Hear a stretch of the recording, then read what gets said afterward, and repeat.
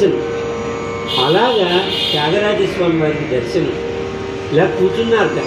రామ 96 కోట్ల రామనామ జపం చేశారు. నారదుడు గురువుగా ఆయన నారదునే చెప్పుకున్నారు, కానీ ఇంకెవరిని చెప్పుకోలేదండి.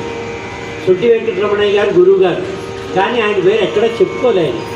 నారదుడు గురుస్వామి, నారద గురుస్వామి అంటారు. శ్రీనారద నాద సరసీరు బృంగ అంటారు. రాముల వారిని అన్నారు. అది ఇది నారద గురుస్వామి, నా గురువే చిల్లగించ, ఇలాగా వారి గురించి పాడారు. గురువే భ్రమరము అంటారు. భ్రమరంలాగా తిరిగి ఉపదేశం చేస్తారట గురువు.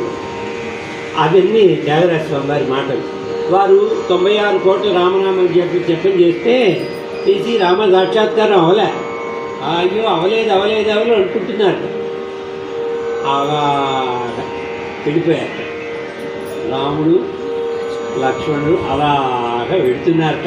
అలా పైన బాల కనకమయ చేల అని పాట. సుజన పరిపాల శ్రీరమాలోల బాలుల్లాగా ఆయన వెళుతుంటే ఏల నీ దయ అదృశ్యం అయిపోయారట.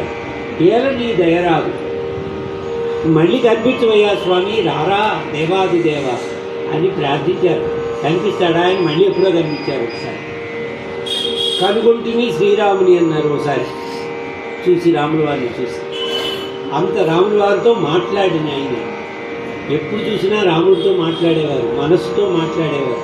మనసుతో మాట్లాడటం అంటే మనతో మాట్లాడటం అని అర్థం. మనసా ఎటులోట్టుని నా మనవిని చేకొనవి